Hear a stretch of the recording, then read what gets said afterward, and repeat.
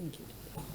Good morning. Good to be here with you again this beautiful, beautiful Thursday morning. It's an exciting day because it's definitely Thursday, and I tell you that this Thursday will definitely usher in so many glad tidings and so many things that will definitely transform lives. Hope we all woke up on the right side of our minds. My name is Tomi Sin Ojo, and this is the Bumper Breakfast coming to you live on our darling station MITV. And of course, we do this Mondays to Fridays from the hour of 8 all the way till 10 o'clock. And we talk about Nigeria. It's all about moving Nigeria forward and some of the stories that broke out today. So yes, I have so many things up my sleeves today. And don't forget, Community Report also comes up on a day like today. And I was definitely at a particular site yesterday. I'd like to share some of the stories with you. But let's take a quick look at the papers and then I introduce our guests for this morning. All right, let me begin as usual with the Guardian newspaper. And Labour threatens to shut down economy over minimum wage is the banner headline. Coming up, where riders like to resist moving wage to concurrent list, vows to end lawmakers' careers, and of course, Speaker promises to address workers' complaints. We have Senate alleges 120 billion fraudulent fuel subsidy payment. Renewed confidence, excitement as NSC completes demutualization exercise. Why CDS led service chiefs to Zamfara. Flutterwave closes $170 million funding. Recognizes favorable regulation, return £4.2 million Ibori loot to Delta State. Reps orders the federal government. Riders, Clark gives federal government 7-day ultimatum to hand over money. Falana urges federal government to toe same line when it returned monies to Plateau and Bayelsa. Serap seeks clarification over planned use of Ibori loot, says over $600 million Apache loot was earmarked for same projects. Pay returned money to Delta varsity students, Showore says. Some of these stories we're taking a look at this morning. All right, reps wants disbursement of Ibori's $4.2 million loot halted. Members want it returned to Delta State. Funds looted by Darie Alamesiaga were returned to Plateau. Bayelsa Falana says IYC tackles federal government, says position unacceptable and unsavory. Bandits killed 797, kidnapped 1,972 in Kaduna in 2020 report. Kaduna Central records highest, Kaduna Central records highest death toll. Security challenges cut across ethno-religious divides. That's coming from El Rufai's government. And Senate uncovers 120 billion naira differential in subsidy payment. Ipman kicks. First Bank promotes diaspora remittances. Affair on Thursday. Food blockade. Neither side is the loser. Fraudsters hack the NPA's e-collapse system. Issues truckers fake sleeps. EFCC Chairman Bauer testifies in 1.4 billion naira oil subsidy trial. Okorocha meets Oshibaju over feud with Uzodinma. It's time to put an end to open grazing. Ondo Macban is talking there. Reps protest 8-year power outage in Ekiti communities. Tanker drivers block Biniore Expressway over killing of 2 members. And airlines cry over 12 years without airfield lighting on Lagos Airport domestic runway. Removing minimum wage from exclusive lease with tenants to slaves. Labour is talking stages nationwide protests, bombards assemblies and government secretariats. I'm moving quickly to the Punch newspaper. Wage bill, National Assembly, Labour meets Tuesday as sponsor kicks unions. Workers have mandated us to declare nationwide strike. That's coming from WABA. Wait for public hearing. Stop attacking me. Bill sponsor tells the Labour. Lagos starts COVID-19 vaccination by this weekend. The governor of Lagos State, Sanwo-Olu, is talking there. OPC tags Fani Kayode, a lying merchant, misinformation expert. Construction of 500 houses for 2018 Ogun flood victims begin. And using Ibori loot for Lagos-Ibadan Expressway, Abuja-Kano rail line unjust. That's coming from Sage. NCS parades 5 illegal female immigrants stealing rappers, duping Nigerians. A majority leader carpet Senate for dumping reps bill. UAE extends ban on Nigeria flights to March 20. R4.2 billion yet to be repatriated from Nigeria, says MTN. And you have 2 out of 5 bank workers contract staff. That's one topic I really love to talk about. All right, Senate House, we will kill bill on wage negotiation. Protesting workers have nothing to fear. And also declares 9 governors anti-workers. Bawa testifies in a 1 billion naira oil subsidy fraud trial. Ondo doctors, nurses begin their strike. Report 2020. 937 killed, 1,972 abducted in Kaduna. Reps halt action on 4.2 million pound loot linked to Ibori. Protesting truck drivers block Biniore Road. Travelers stranded. Naira weakens despite new dollar policy. It stands at 484. And NSC becomes public liability company as the job progressives demand immediate sack of Akpabio over the NDDC. Those are stories on the front page of the papers this morning. Let me take a quick commercial break. When I come back, you meet our guest, and of course, the discussion begins.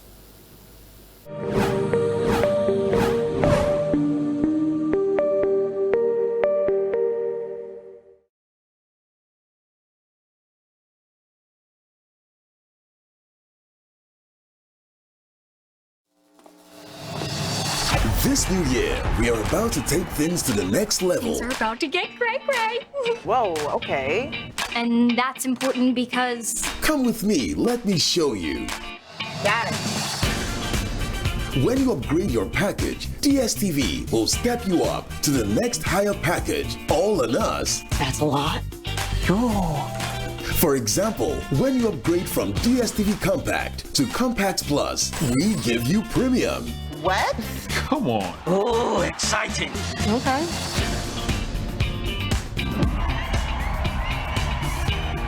Look at your face. This is a lot.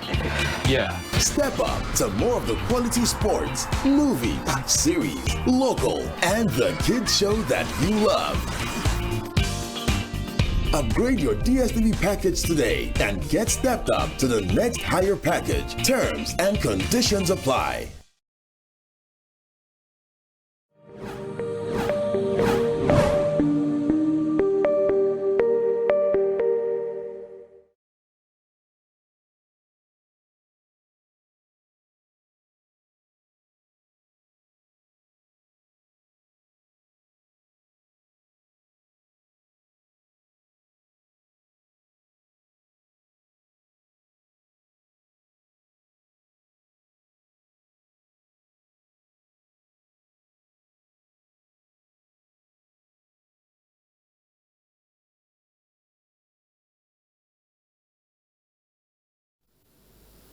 Yes, we're back here, and of course, it's the bumper breakfast. Joining the conversation this morning is a dear friend of the bumper breakfast table. Of course, you know, Mr. Kefatuke joins us every Thursday as we look at some of the stories in the papers. Good morning, Mr. Fatuke.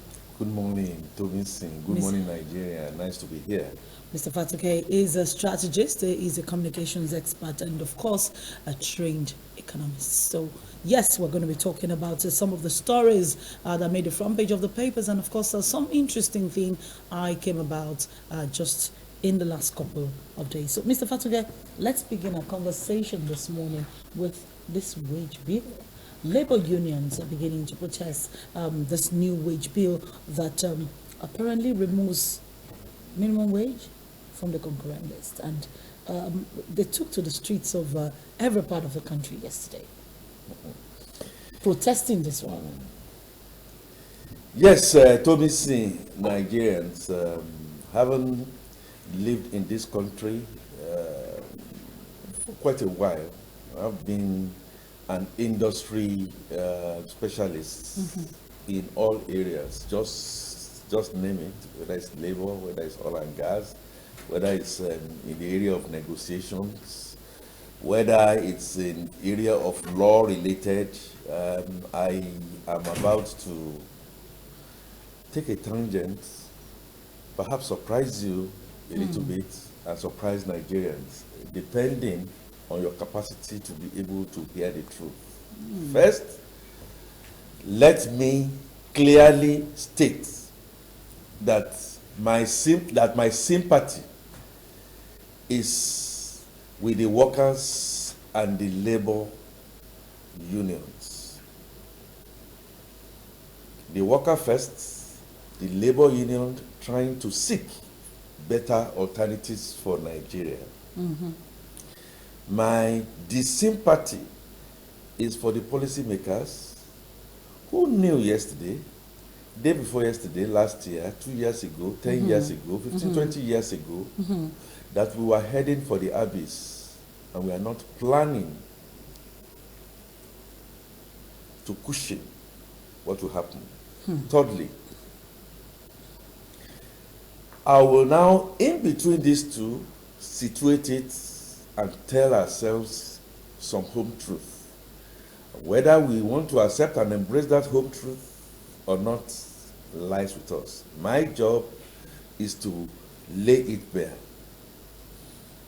The truth is that we have misgoverned our Commonwealth, we have lost trust, we have not led by example. Character has been in deficit in everything we do. We see a situation where, as the father of the house, of course, you always say there is austerity, you've lost your job, okay, you've lost your income, yet some things still come in by way of 100 naira. And then you are at a loss. How are you going to share this 100 naira? To some parents with moral fiber and character, they will say 50% of this money will go to ensuring that we are fed as much as we can. The remaining 50% will not be divided into two. 25% of this, let's save it for the rainy day. Out of that 25%, we must educate our children, we must put on clothing, and we must. Now, I'm talking in parables here. The truth is that whether it's the 50% that has been earmarked for food, the 25% for education and upkeep, and the remaining 25% to save for the rainy day, it can never be enough. What now happens is a situation where the father of the house now then comes in, and irrespective of the feelings of everybody, decides to earmark 75% of this money to himself alone. Oh, there is no money, but he earmarks 75% to himself. To himself. And so every other person now begins to struggle. That father has not shown leadership. He is a boy, not a man, and he's lost a lot of control, because sooner than later, those children will refer to what he's doing, and on a particular day, he's going to now then say, my children, please, I need help in this direction, and people will just mark their noses at him. He has not shown example, he has not shown leadership when it matters most. My point, therefore, is that Yorubas use a terminology, Omi Pojokalo. Omi Pojokalo, lóòótọ́, it means, hey, answer begets answer. If you do not even, answer begets question. You do not even have a way to go. You are in a quandary. You don't even know where to start or where to come from. When you are faced with that, you first of all block leakages. You earn trust. So that when you say, hey, nothing is available today, we are all going to go hungry, they understand why you have to go hungry. But situations where you look clean, you come back home and say, we are hungry, there's no money to spend, and they see you buying some new clothes, that's exactly what our federal, state, local government, our legislators have done. And so what has now happened, trust has gone into deficit. Labor, which is now the truth that I have to bear here.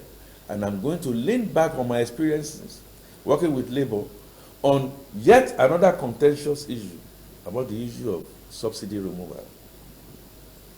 Truth is that labor presently and the various labor leaders in the past 20 to 25 years should come bear and come and say, in all our agitations, has things gotten better? That's not to say that labor has not their points. Yeah, if you are going to remove the regulation, certain things should be in place. Have you fixed our refineries? Have you done this? Have you done that? And all that. And if that was not done, as in the case of the father, the mother, and about 4 children that I've just given you in my analogy, should the children now stand up and say, well, to Bastille, like the French would say during the French Revolution, let the roof come down? I don't think so. What are the issues of governance that we need to look at? And I like it when Labour came and when they said, yes, energy tariff increase. Give us prepaid meters. You see, my challenge is that does anybody need to tell you that before you say you want to do the poll vote, you must learn how to be able to run, how to be able to jump. And I will not just say you just want to do the poll vote. You will not be able to do that. Demonstrate to us that this is possible. In the process of the deregulation, you have to fix the refineries. But the refineries cannot be fixed because there's a lot of corruption has been going in there. And we see it on a daily basis. Nigeria has now become where you now then decide to share the revenue of state. And let me quickly say, without an iota of doubt in my mind, that the labor too cannot say they are not complicit. Now, the labor wage thing. Can the states afford a minimum wage that can be decreed from the center? The truth of the matter is that no. Tomisin, you live in Lagos and you work in Lagos. Please tell me, how much do you spend on rent? Is it not true that your landlord will ask you to pay 2 months? Okay, legislation says that okay, it should be 1 year.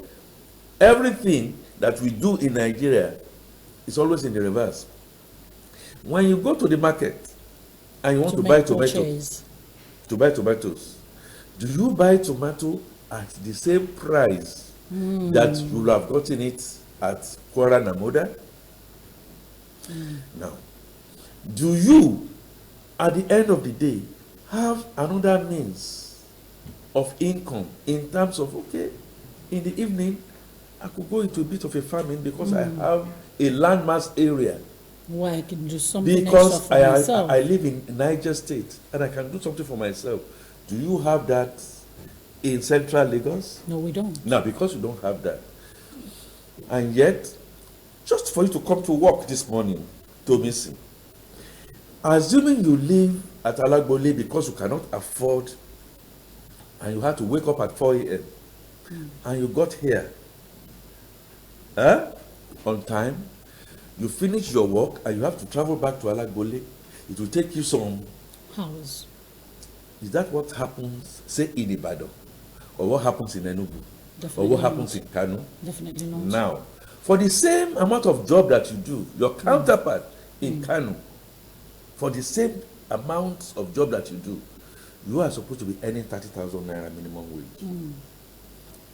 He too must be earning 30,000 minimum wage. Is there not a disparity? That's number one. Number two is the fact that along the line, I am your dad, and I'm the dad of the other person in there. Because, like I've said, trust has gone into deficit, I've mismanaged, and I've just said, I'm sorry, if you are going to kill me, but this is all what we need to spend. And yet, I keep on telling you that I will only be able to pay you 10 naira, and I'll pay your sister Who is over there? 10 naira. Is that possible? And I say, oh, it's not even possible. Oh, I have to look for a guardian in Kano to help me pay. And the guardian, I say, I am a civil servant. Okay. can afford it. This is all I can afford.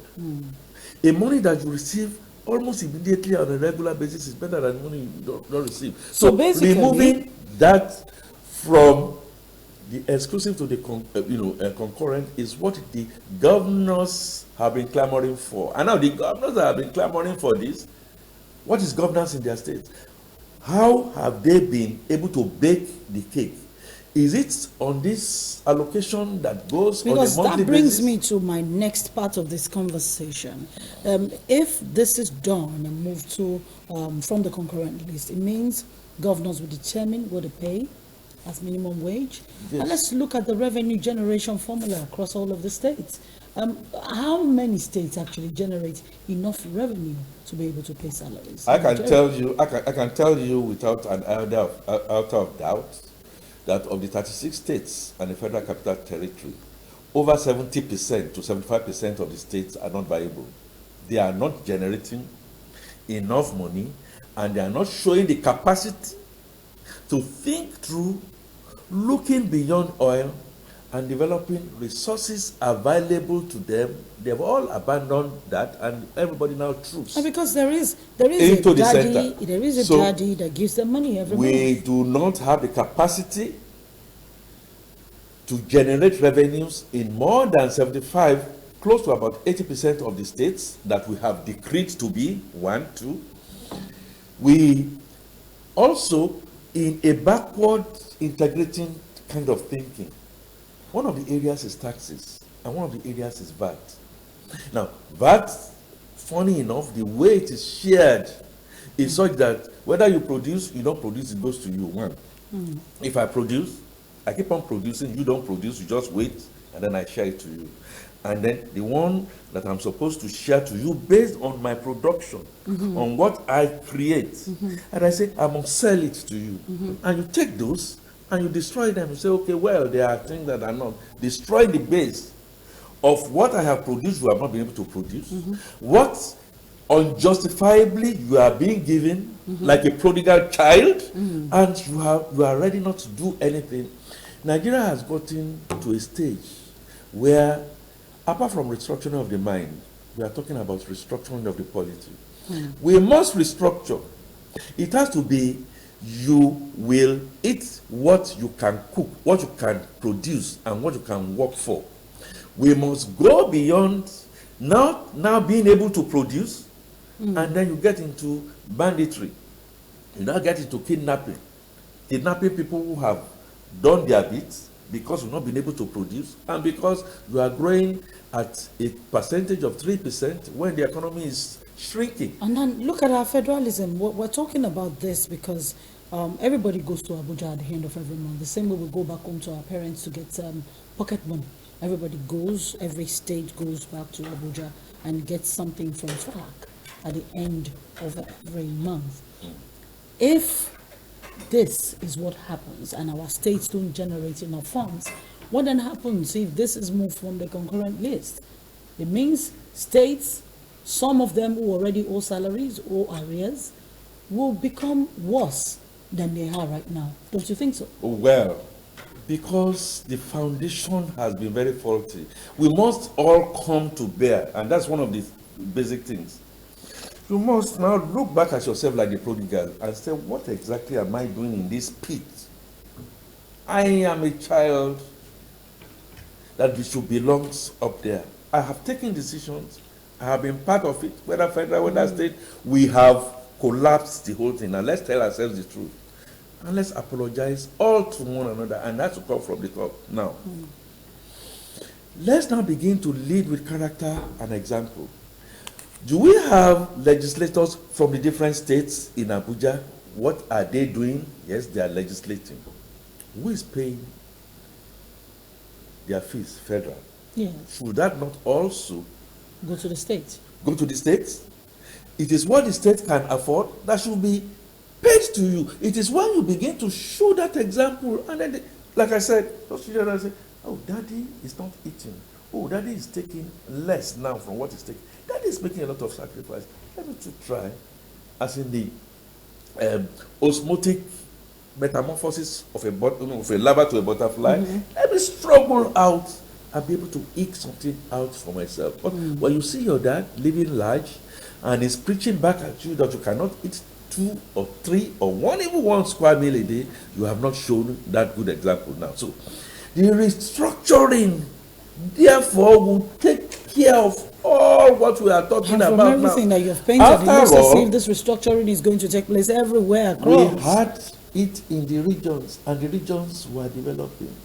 I think our sense of entitlement, our bad governance, and see that we don't have heroes and heroines that we can follow. Children are now being sent to school, and they are now questioning. I don't know, Thomas, maybe that has not happened to you, but please get set for it. Mommy, I should continue to look at my books, I should continue to read, I should continue to do this. Okay, I come out. Those who have come out before me, they are not getting jobs. A person that has really not gone to school, who is an agbero, a tout, is determining who is going to be ruling us. Mommy, are you sure you have the right strategy for being as a child? So for the next 10, 15 to 20 years, after obeying you and going to school to learn knowledge, what am I able to apply this knowledge to when somebody who has not gone to school, it was clear. And I said, come on, you've got to spend your time in school, you'll be able to read and write. Please go and come and help me write this letter, and I'm going to pay your fees. Something has disjointed.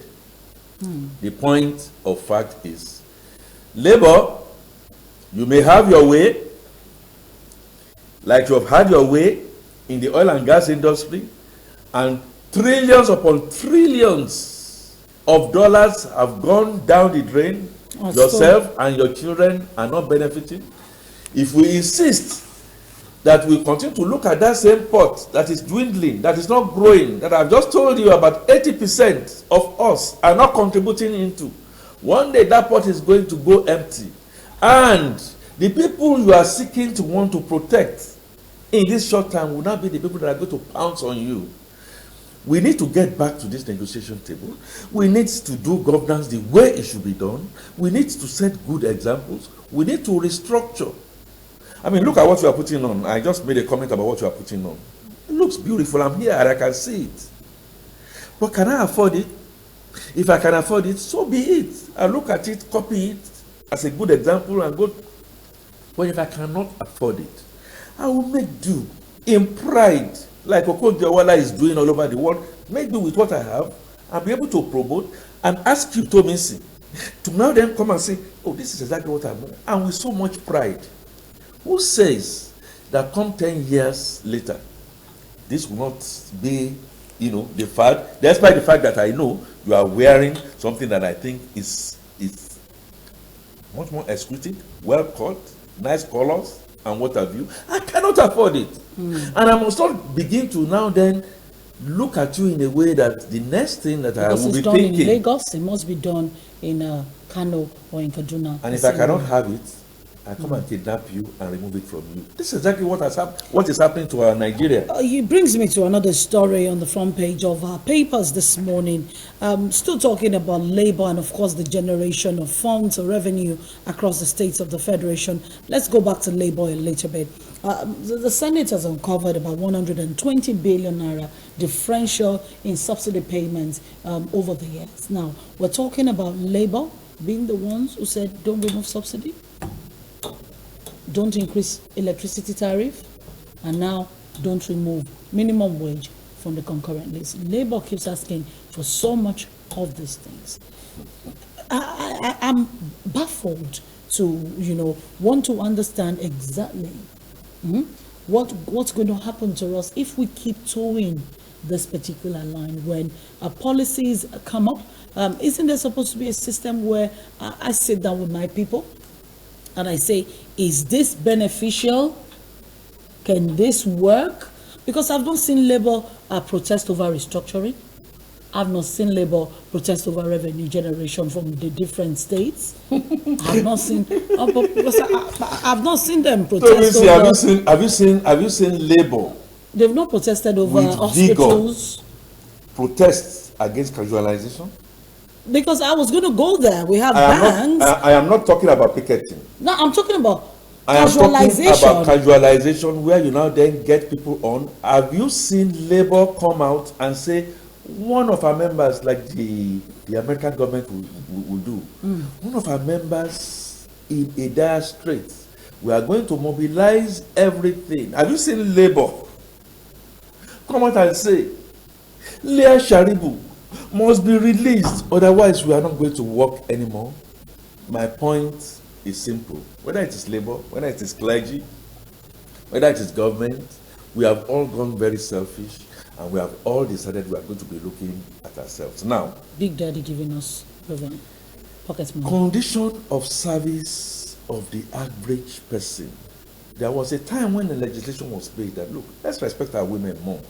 Let companies, as part of your CSR internally, make sure that you have crèche, so that Tominsin, you are coming from Alagbole, waking up at 4 a.m. and what have you. First of all, you have to look for a place to go and put your child. You come back sweating and your labor productivity is gone. Is it difficult for you to understand why productivity is going down in Nigeria? And that is not done. Have you seen Labour now then say, we must make sure we implement this? Now, what I see is something that I see that is similar to my dear brother and my friend, Comrade Oshiomole, will agitate at the end of the day, end up being governors. Everybody is trying to look for, here Relevance. I don't have a Political problem relevance. in say doing that. And I know there's a check-off system. Ask Labour people, there's a check-off system. In each of these things, you have to be paying some things, and just like, well, not necessarily like, but just like, you pay some things to the transport union, and they are leaving fat after their tenure. Another one would then come. Comes back. Nigeria continues to remain the same. Governance has gone to the dogs. Whether at the family level, whether at the local government level, whether at the state level, whether at the federal government level, whether at the National Assembly level, everybody is only fighting. You said, are there no procedures? Because I wonder why we keep going to strike every single time. There are processes and procedures that has been laid down. What we have not had is good men and women to work those processes through. Now, Senate is making a statement that There is 120 billion naira differential in the subsidy, and there is a trial. Don't forget, there is a trial, 1.4 billion naira oil subsidy trial that Tabawa I has already can tell testified you, I was in the middle over 15 to 20 years ago. Nearly every year, trillions upon trillions of monies that are not accounted for.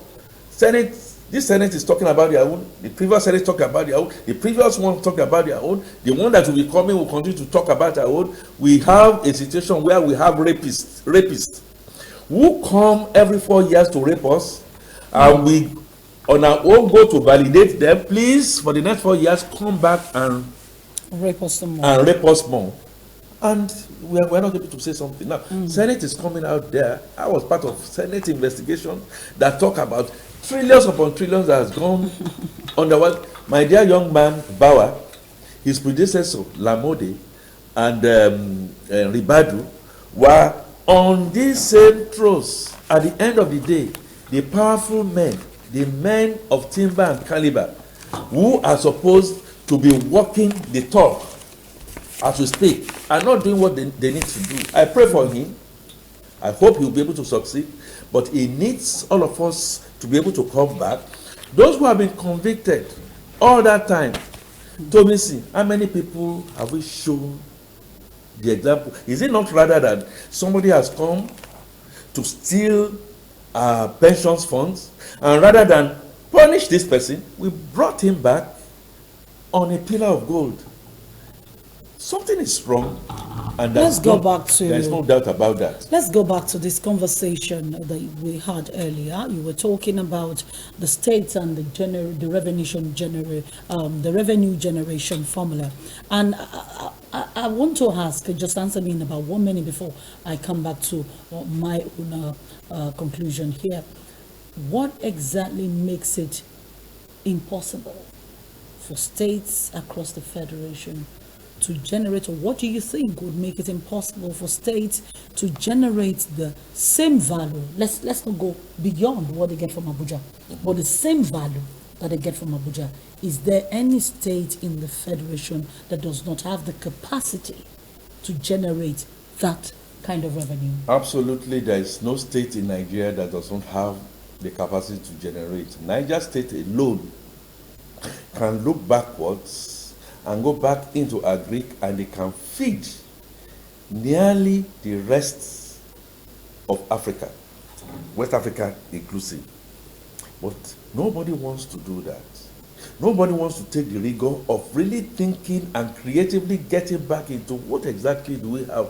Nigeria is filled with a lot of minerals that can go in there. Let's talk about Taraba. Taraba is an agrarian state. I agree. A couple of things again, back to to our lack of creative thinking, and then you have the thieves and the Jinkuns. They have the crisis that has occurred over a long period of time. Have prevented them. But I expect, like my dear brother Ishaku had tried to do, voice it out and say we must get back in there. There is a place called Takum. Back in my day, I hope General T.Y. Danjuma will be listening. General T.Y. Danjuma had a farm in Takum that was supposed to be an A1 farm that not only will generate a lot of revenue for the state and for Nigeria. Where is his farm now? All has gone, and I know that my dear general is one of a few privileged ones that are controlling oil wells.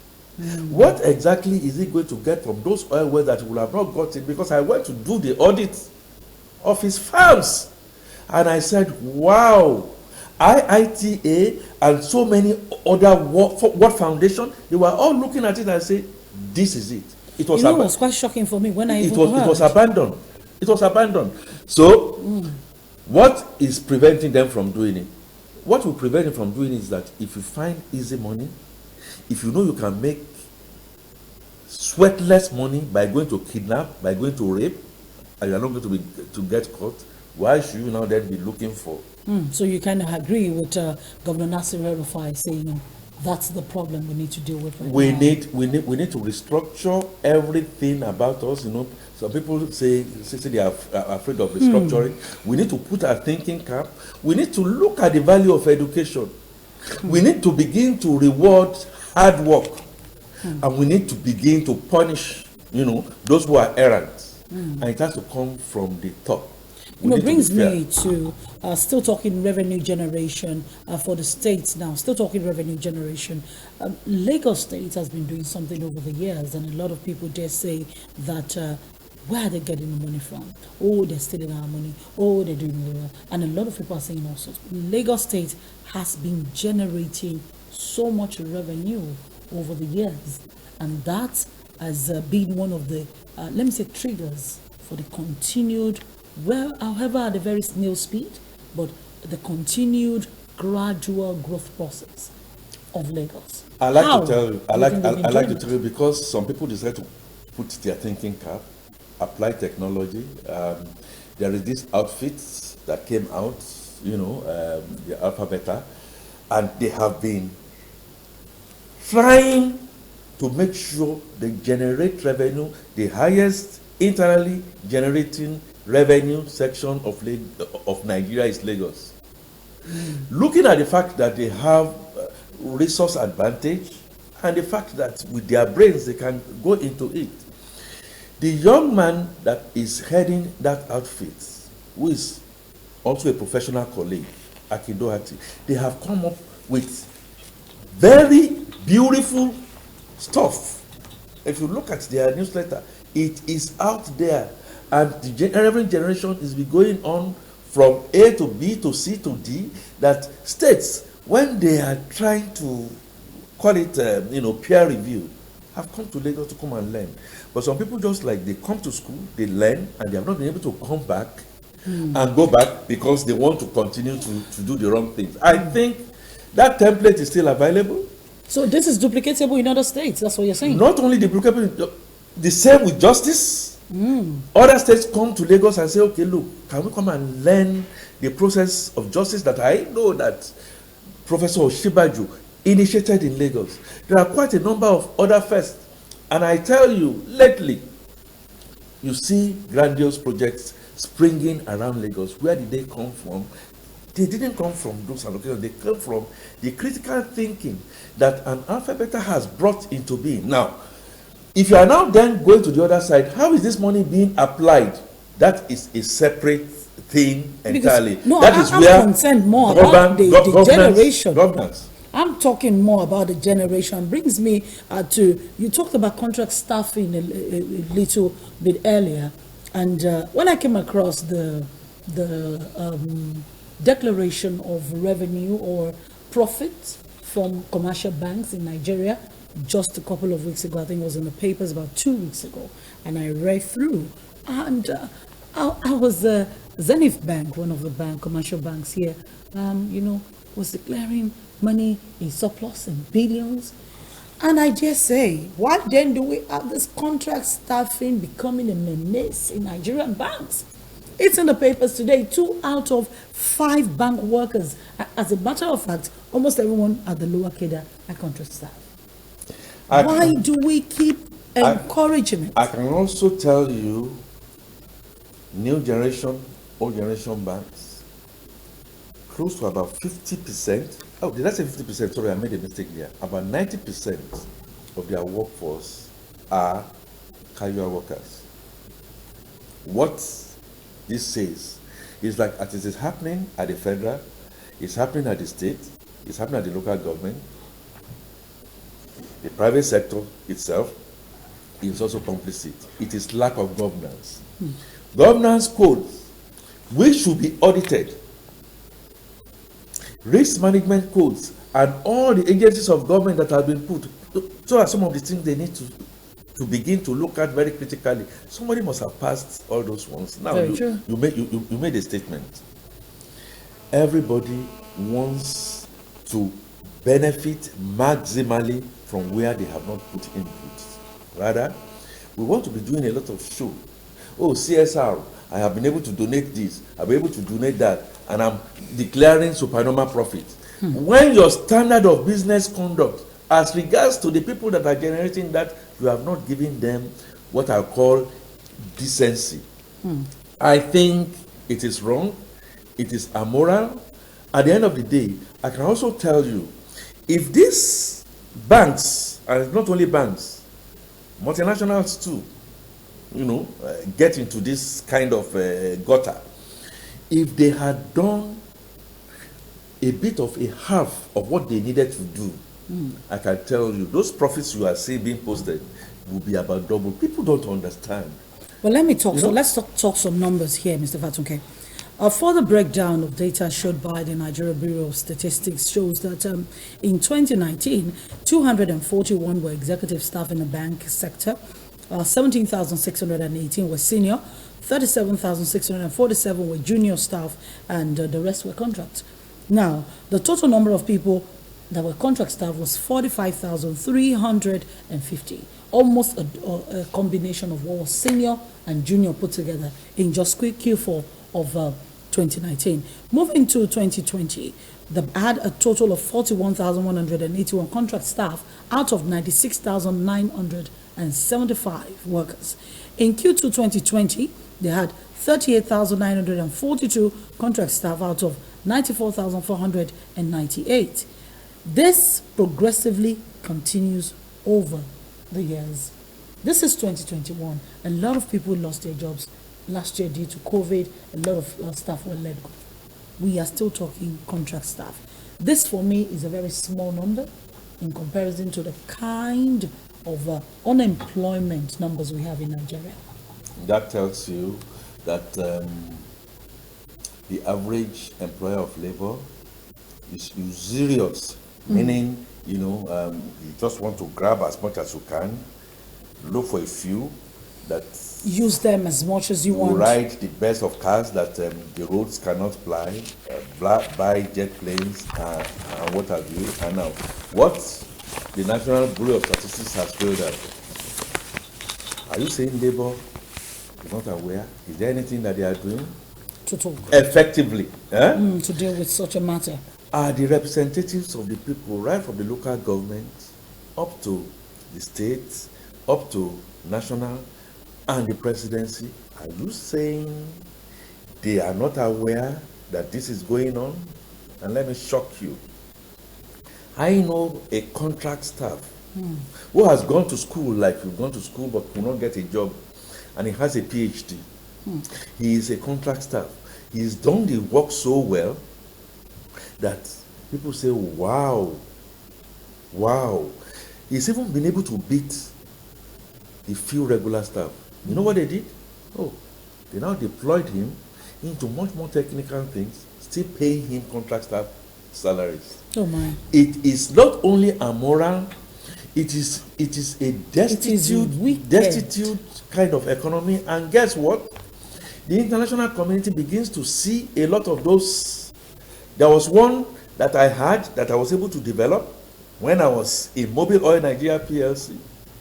And one of the things I did was to expose him internally and almost invariably, to my pride of place, a young girl who had just an OND.